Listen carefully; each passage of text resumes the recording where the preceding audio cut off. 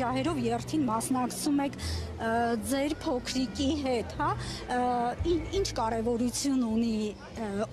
միջոցառման խորհուրդը, որ որոշել եք ձեր փոքրիկի հետ մասնակցել։